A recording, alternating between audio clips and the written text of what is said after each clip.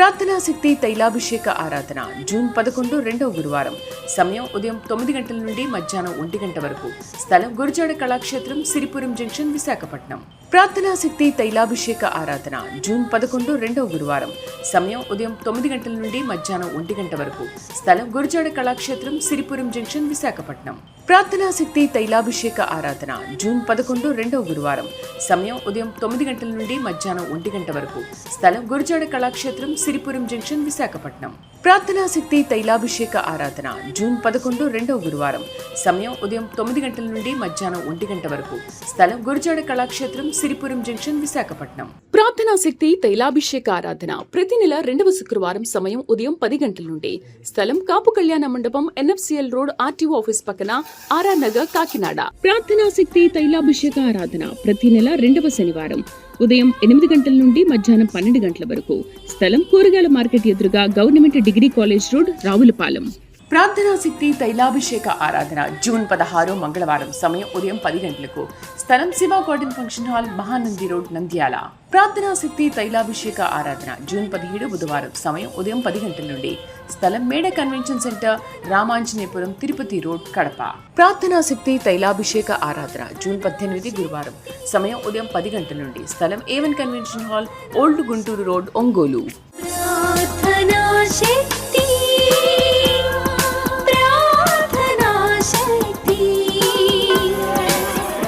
ప్రార్థనా శక్తి గుడారాల పండుగలు జూన్ 23, 24 మంగళ బుధవారం. సమయం ఉదయం 9 గంటల నుండి. ASR function hall, Chabolu road, Nandyal. యేసయ్య నామమున మీకు వందనాలు తెలియపరుస్తూ ఉన్నాను. ప్రియులరా, ఈ దినం కొరకు దేవుడు సిద్ధపరిచిన వాగ్దానాన్ని మనం స్వాధీనపరచుకుందాం. పరిశుద్ధ గ్రంథంలో నుండి హగ్గయి గ్రంథం 2వ అధ్యాయము. దేవుడు మిమ్మల్ని దర్శిస్తూ ఉన్నారు. హగ్గయి గ్రంథం 2వ అధ్యాయము. ధైర్యము తెచ్చుకుని పని జరిగించుడి, నేను మీకు తోడుగా ఉన్నాను. ఇదే సైన్యములకు అధిపతి యెహోవా వాక్కు. ఎంత గొప్ప మాట చూడండి. ధైర్యము తెచ్చుకుని పని జరిగించుడి, ధైర్యము తెచ్చుకుని పని జరిగించుడి, నేను మీకు తోడుగా ఉన్నాను. గొప్ప మాట ప్రభు మీకు ఇస్తూ ఉన్నారు. ఈ పని ఎలాగా, ఆ పని ఎలాగా అని అనుకుంటారేమో. నేను చేయలేనేమో, అమ్మా నా వల్ల కాదు. ఒకవేళ ఏదైనా రావాల్సింది రాకపోతే, ఇస్తానన్న వాళ్ళు ఇవ్వకపోతే, చేసేవాళ్ళు చేయకపోతే, మధ్యలో ఆగిపోతే పరిస్థితి ఏంటి? నడి సముద్రంలో మునిగిపోయినట్టు అయిపోతుంది అని ఇలాగే ప్రొలాంగ్ చేసుకుంటూ వచ్చావు కదా. ఇక ప్రొలాంగ్ చేయొద్దు, ముందుకెళ్ళి పని జరిగించండి అని దేవుని ఆత్మ చెప్తా ఉంది. నువ్వు అది శుభకార్యమా, ఏ కార్యమో తెలియదు. నువ్వే కార్యంలో తలపెట్టుకుని ఆగిపోయావో ఇక ముందుకెళ్ళమని దేవుని ఆత్మ చెప్తుంది. పని విషయంలో దేవుని మీద భారం వేసి ముందుకెళ్ళి, ఎందుకంటే నేను మీకు తోడుగా ఉన్నాను అన్నాడు ఆయన. దేవుడు ఉన్నాడు, నేను సిగ్గుపడనంటే విశ్వాసము బలముగా పెట్టుకుని ముందుకెళ్ళిపోవటం అంతే. సిగ్గుపరచబడవు. పని ఆయన జరిగిస్తాడు, నువ్వు కాదు పని జరిగించేది. నువ్వు నిలబడితే చాలు, ఆయనే కార్యము సఫలము చేయవాడు. నువ్వేది అనుకుంటున్నావో ఆ పని విషయంలో ముందుకెళ్ళమని దేవుని ఆత్మీయదినము వాగ్దానం నీకు అనుగ్రహిస్తున్నాడు. ఎంత గొప్ప మాట చూడండి. ఇక్కడ వారు మందిరం విషయంలో ఎలాంటి పరిస్థితి అంటే ఇది, ఈ మాట జెరుబాబేలుకి దేవుడు బయలుపరుస్తున్నటువంటి గొప్ప మాట. చూడండి, 4వ వచనం చదివితే మీకు దాని అర్థం మీకు అర్థమవుతుంది. అయినను యెహోవా ఆజ్ఞ ఇచ్చుచున్నది ఏమనగా, జెరుబాబేలు ధైర్యం తెచ్చుకోము, ప్రధాన యాజకుడు యెహోజాదాకు కుమారుడు అయిన యెహోషువ ధైర్యం తెచ్చుకోము, దేశంలోనున్న సమస్త జనులారా ధైర్యం తెచ్చుకుని పని జరిగించండి రా బాబు, పని జరిగించండి, పని జరిగించండి, నేను మీకు తోడుగా ఉన్నాను. వారందరూ కూడా అంటే మొదటిసారి సొలొమోను కట్టిన మందిరాన్ని కూల్చేశారు, నెబుకద్నెజరు కూల్చేశారు. రెండోసారి వారందరూ కూడా మందిరం కట్టడానికి సిద్ధపడుతుంటే, మందిరం కట్టడానికి పాపం ఏమీ లేవు. ఎందుకంటే వాళ్ళకు ఉన్న స్థానాలనే కోల్పోయారు, చెదిరిపోయారు. మళ్ళీ వారు తిరిగి వచ్చి వారి గృహాలు సిద్ధం చేసుకోవాలి, వాళ్ళ బ్రతుకు స్థిరపడాలి ముందు. కానీ వారు ముందు ఏమనుకుంటారంటే, మందిరమే కావాలి కదా మనకు ముందు దేవుడు ఉంటే అన్ని పనులు జరుగుతాయి. కానీ అందరు కూర్చుంటున్నారు, మీటింగ్లు పెట్టుకుంటున్నారు, ఇలా కట్టాలి అలా కట్టాలంటున్నారు. ఏమీ లేవు. ఎలాగంటే దేవుని ఆత్మ జెరుబాబేల్ అనే ఒక పెద్ద వ్యక్తితో మాట్లాడుతున్నమాట.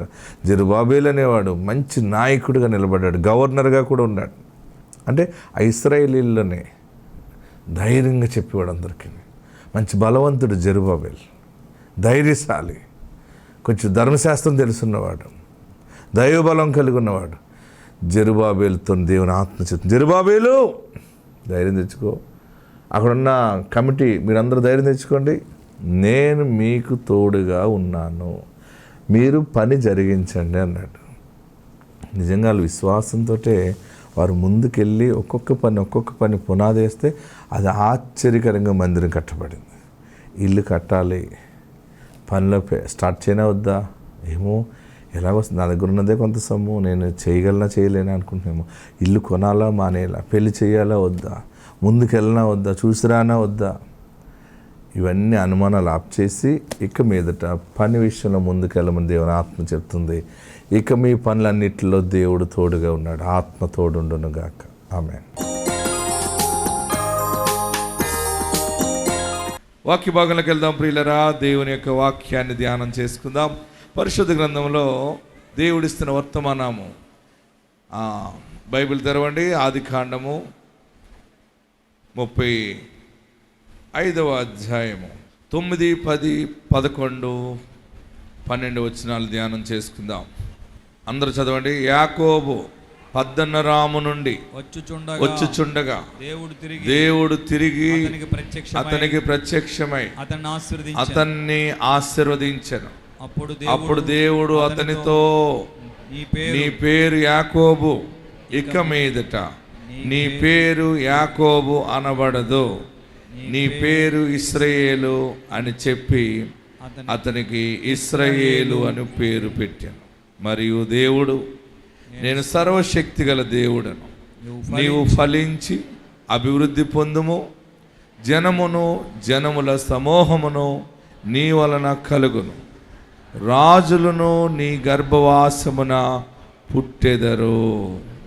తర్వాత, నేను అబ్రహామునకును ఇస్సాకునకు ఇచ్చిన దేశము నీకు ఇచ్చేదను, నీ తర్వాత నీ సంతానమునకు ఈ దేశమును ఇచ్చేదనని అతనితో చెప్పాను. దేవునికి మహిమ కలుగును గాక.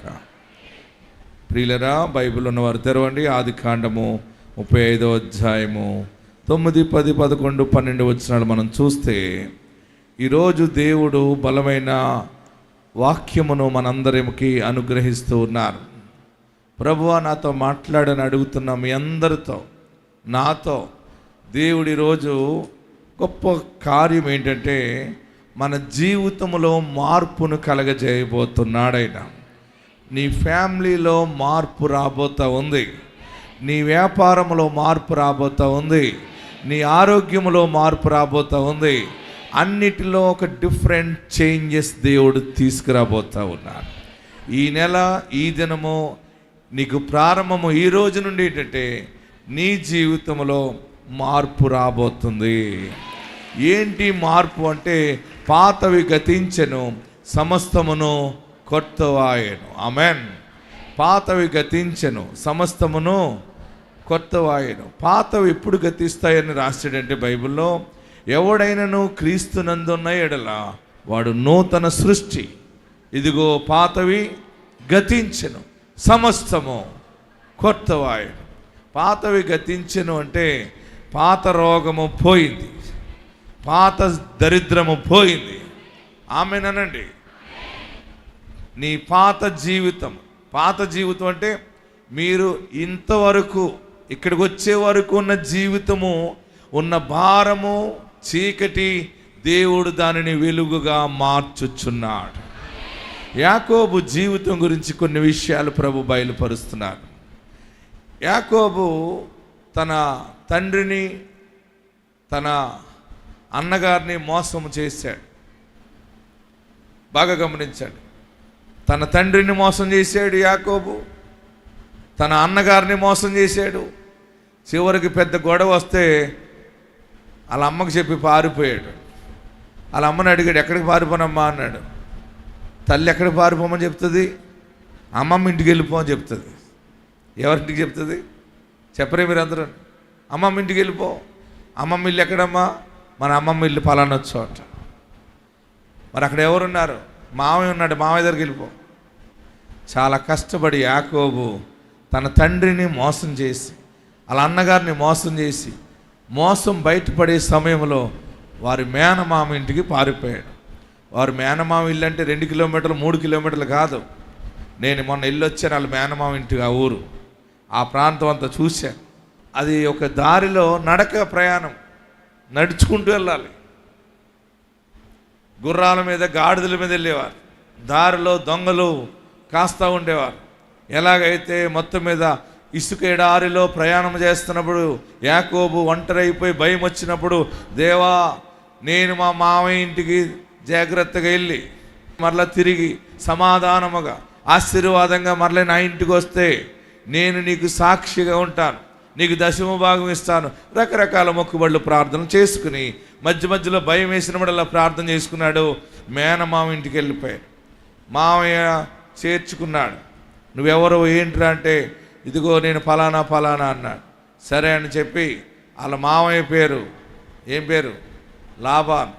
ఏం పేరు చెప్పరే మీరు అందరూని? ఓకే. ఆ మామయ్య దగ్గర పెట్టుకున్నాడు. మామయ్యకి 2 కూతుర్లు. ఒక అమ్మాయిని ఇష్టపడ్డాడు. మామయ్య నేను ఈ అమ్మాయిని చేసుకుంటానన్నాడు.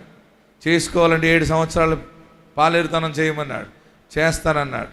అప్పుడు పాలేరుతనం చేసి, అప్పుడు మగవాడు ఆడపిల్లను చేసుకోవాలంటే అంత కష్టం చేయవలసి వచ్చేది. 7 సంవత్సరాలు మామయ్య మేకలకి గొద్దులు తీసి గొర్రెలని తోలుకుని వెళ్ళి నీళ్లు పెట్టి పాలేరుతనం చేశాడు. అప్పుడు ఆ పిల్లని ఇచ్చి పెళ్లి చేశాడు. ఇలాగా పెళ్లి జరగటం, పిల్లలు పుట్టడం అంతా అయిపోయిన తర్వాత చివరికి కష్టం వచ్చింది. ఒకరోజు తన కళ్ళు తెరవబడ్డాయి. నేను చాలా కాలం పని చేశాను కదా మామయ్య, మరి నాకు ఏమైనా జీతం ఇస్తావా అంటే, నీకు తప్పకుండా జీతం ఇస్తాను రా అన్నాడు. 10 మార్లు ఇదిగో ఇది ఇస్తాను అది ఇస్తాను అన్నాడు. ఏమీ ఇవ్వలేదు.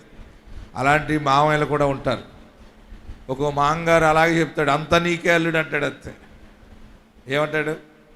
అంతా మీకేనండి అంటాడు. చివరికి ఏముండదు. చివరికి మొత్తం మీద మామంగారు మోసం చేశాడు. దేవుని మీద ఆనుకున్నాడు యాకోబు. ప్రార్థన చేసుకున్నాడు. మామయ్య అన్నాడు, మచ్చలతో పుట్టేయని నీరా, మచ్చలు లేని నాయ అన్నాడు. అంటే మచ్చలతో పుట్టేయని చాలా 100కి 2, 3 పుట్టేయప్పుడు దేవుడు ఏం చేశాడంటే కృప ద్వారా ఈ పుట్టే పిల్లలన్నీ కూడా మచ్చల పిల్లలు పుట్టడం దేవుడు ఆశీర్వదించాడు. అప్పుడు మాంగారు మంద కంటే ఈ యాకోబు మంద పెద్దదైపోయింది. చివరికి మందతోటి ఆశీర్వాదంగా తిరిగి వస్తూ ఉన్నప్పుడు చాలా దుఃఖము కలిగింది, బాధ కలిగింది. చూడండి, వాక్యం తెరవండి. అక్కడ ఏడ్చాడు, ఒంటరి అయిపోయాడు. 32వ అధ్యాయము 27వ వచనం చదువుదాం. ఆదికాండము 32వ అధ్యాయము 27వ వచనం. మాంగారు చేసిన కష్టము, భార్య పిల్లలు అందరూ ఉన్నారు, కానీ మనసు నెమ్మది లేదు, సమాధానం లేదు, చాలా చిరాకుగా ఉంది. అప్పుడు దేవుని సన్నిధిలో యాకోబు ఒంటరి అయిపోయాడు. ఒంటరిగా ఉండి ప్రార్థన చేయటం మొదలుపెట్టాడు. తనకు ఆస్తుండి, ఐశ్వర్యం ఉండి, భార్య పిల్లలు అన్నీ ఉన్నా కానీ తనకు పీస్ ఆఫ్ మైండ్ లేదు, తనకి మనస్సు నెమ్మది లేదు. ప్రియులరా, పాపము చేసినప్పుడు నీకు ఎన్నున్నా మనశ్శాంతి ఉండదు. మనలో పాపము లక్ష్యము చేస్తే మనకు ఎంత బంగారం ఉన్నా శాంతి ఉండదు. అందుకనే పాపం పోవాలి. పాపం పోవాలంటే యేసుని నమ్మాలి. యేసు నామాన్ని స్వీకరించినప్పుడు, యేసు సిలువలో పొందిన గాయాలను తలపోసుకుని ఆయన వైపు చూచినప్పుడు, ఆయన ప్రేమించినప్పుడు, ఆయన రక్తం ద్వారా మన పాపములన్నీ కడిగివేయబడతాయి. అప్పుడు మనం నీతిమంతులుగా తీర్చబడతాం.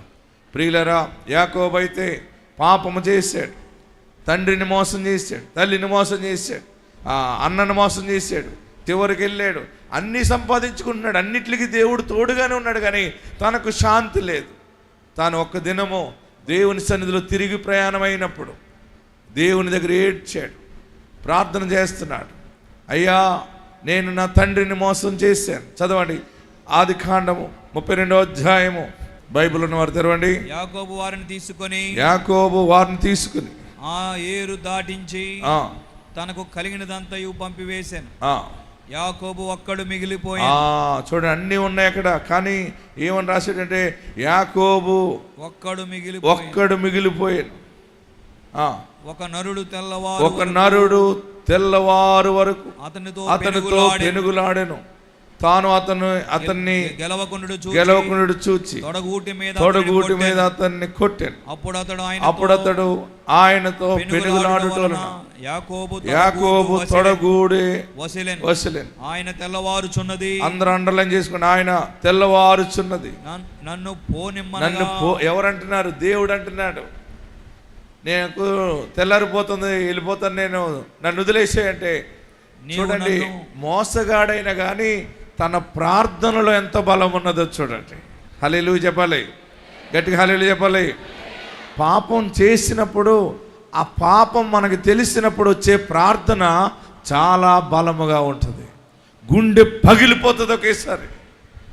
మన పాపం మనకు తెలిసినప్పుడు, మన తప్పు మనకు తెలిసినప్పుడు మనము తట్టుకోలేనంత దుఃఖం వచ్చేస్తుంది. అదేంటంటే పశ్చాత్తాపం. దేవుడు నిన్ను ఆవరించినప్పుడు నీలో ఉన్న కల్మషం అంతా కూడా తడిగుడ్డ పిండినట్టు పిండేస్తాడనమాట. అంతా బయటికి వెళ్ళిపోతూ ఉంటుంది. యాకోబు ఒంటరి అయిపోయాడు, ఒక్కడిగా మిగిలిపోయాడు.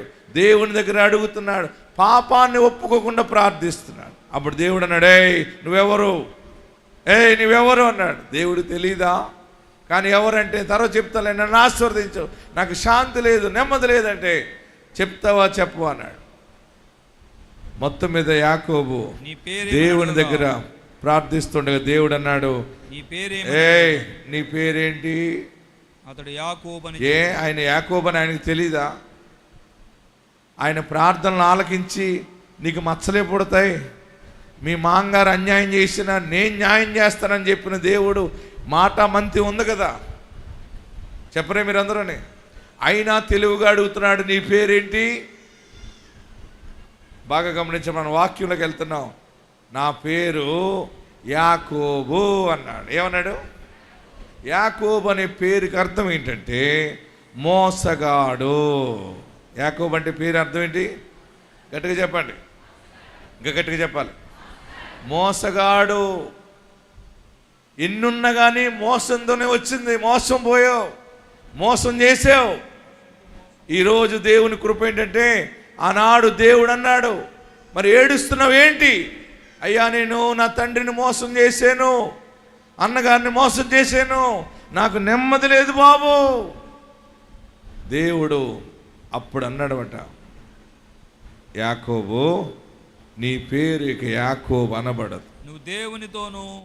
అక్కడ అన్నమాట రెండవ పేరు అనమాట, మార్పు, చేంజ్. ఏంటంటే నీవు దేవునితోను మనుషులతోను, బాగా గమనించండి, నువ్వు దేవునితోను మనుషులతోను పోరాడి గెలిచితివి గనుక నీ పేరు ఇశ్రాయేలు అనబడును గాని యాకోబు అనబడదు. ఈరోజు ఆశీర్వాదం ఏంటంటే, నీ పాత జీవితము దేవుడు పాతిపెట్టి విజయము అనే దీవెనలో దేవుడు నిన్ను స్థాపించబోతా ఉన్నాడు. నీ ఇంటిలో నీవు గెలుస్తావు, ప్రతి విషయములో విజయము సాధిస్తావు.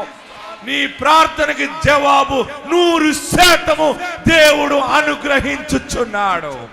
నువ్వు అనుకోవచ్చు, నా ప్రార్థన దేవుడు వినలేదు. ఎంత ప్రార్థన చేసినా, ఎన్ని పాటలు పాడినా, ఎంత సేవ చేసినా నా బ్రతికి ఇలాగే ఉందనుకున్నావేమో. నీ జీవితంలో పాత జీవితము పాతి పెట్టబడింది. ఇక నీవు దేవునితోనూ మనుషులతోనూ పోరాడి గెలిచే అనుభవంలోకి వచ్చేసి గట్టిగా హల్లెలూయా చెప్పాలి. అదే మాట ఇక్కడ అంటున్నాడు. మనం ముందు చదువుకున్న చోట రండి, 35వ అధ్యాయం. అక్కడ పేరు మార్చాడు. ఇక్కడ మార్చిన పేరు ఆశీర్వాదం ఏంటో దానికి యాడ్ చేశాడు. చూడాలి. నేను సర్వశక్తి గల దేవుడను. హలో యాకోబు, నేను సర్వశక్తి గల దేవుడిని. నీవు ఫలించి అభివృద్ధి పొందుము. నీవు ఇంకా 10వ వచనం మనం చూస్తే, అప్పుడు దేవుడు తిరిగి అతనితో, అప్పుడు నీ పేరు యాకోబు. హలో చెప్పాలి, అందరూ చదవండి. కొంతమందికి కనబడకపోయినా చదివేస్తున్నారు, అలా చూసేస్తున్నారు. ఇక మీదట నీ పేరు యాకోబు అనబడదు. యాకోబు అనబడదు. నీ పేరు ఇశ్రాయేలు అని చెప్పి. నీ పేరు ఇశ్రాయేలు. దేవుడు నా జీవితంలో నన్ను ఇశ్రాయేలుగా మార్చుచున్నాడని నమ్మిన వారందరూ గట్టిగా చప్పట్లు కొట్టి ప్రభువును స్తుతించాడు. చేసావు, తెలుసో తెలియకో పాపం చేసావు, తెలుసో తెలియక అబద్ధాలాడావు, తెలుసో తెలియక మోసం చేసావు. అయితే దేవుడి రోజు నిన్ను క్షమిస్తున్నాడు. యేసు నామములో క్షమాపణ మీకు కలుగునుగాక. అయితే ఈ ఆశీర్వాదం ఏంటంటే మీరు ఇశ్రాయేలుగా ఉండబోతున్నారు. మీరు ఎలా ఉండబోతున్నారు?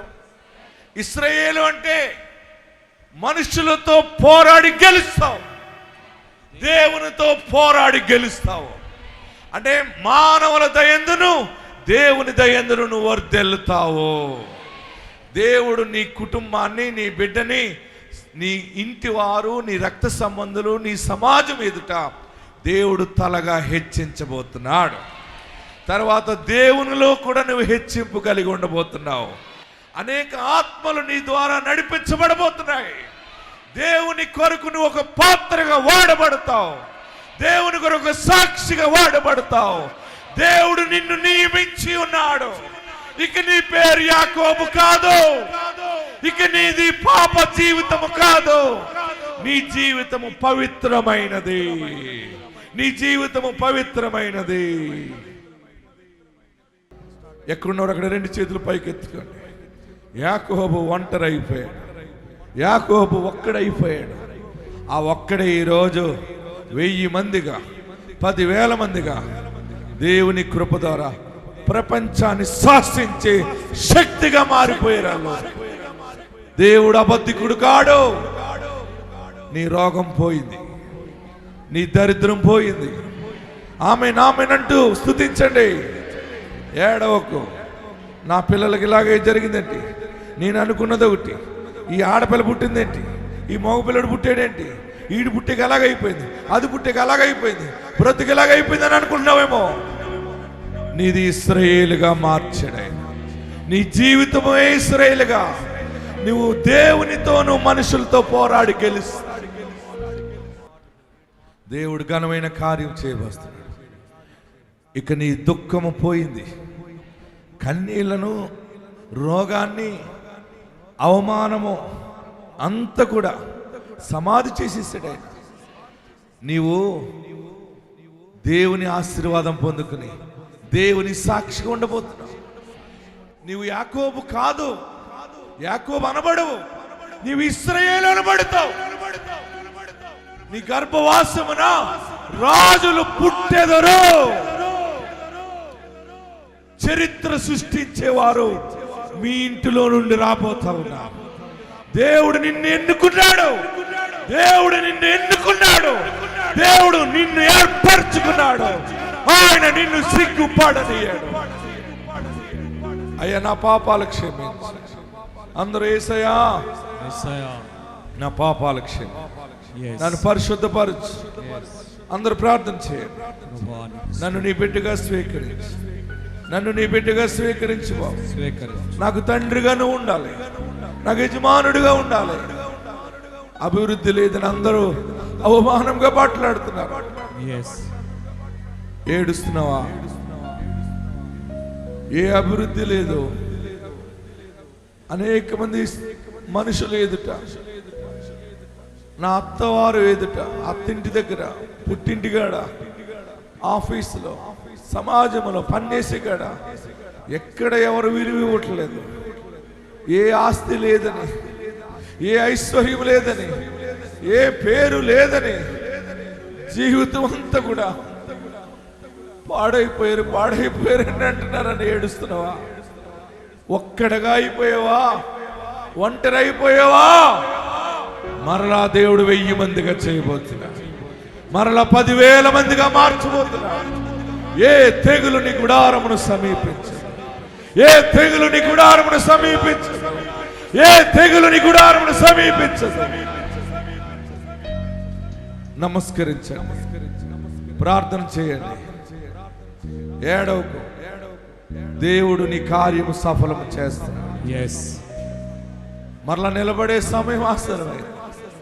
ఈ రోజు నుండి అభివృద్ధి, ఈ రోజు నుండి ఫలింపు చూస్తావు. దేవుడు నీకు తోడుగా ఉన్నాడు. దేవుడు నీకు తోడుగా ఉన్నాడు. ఏడుస్తున్నావు, ఏడవకు. కన్నీళ్లను దేవుడు ముత్యాలుగా మారుస్తున్నాడు. నీ గర్భవాసము నుండి రాజులు బయటికి రాబోతున్నారు. ల్యాండ్ లార్డ్స్ బయటికి రాబోతున్నారు. బిజినెస్ మ్యాన్స్ బయటికి రాబోతున్నారు. ప్రాఫిట్స్ రాబోతున్నారు. ప్రీస్ట్ రాబోతా ఉన్నాడు. యాజకులు రాబోతున్నారు.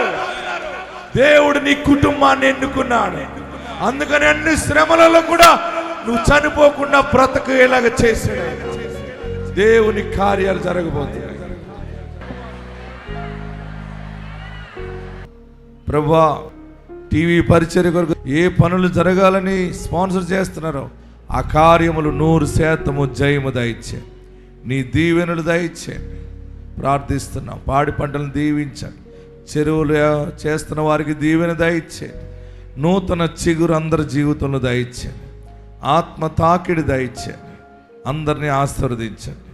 యేసు నామములో అడుగుచున్నాము తండ్రి, ఆమేన్.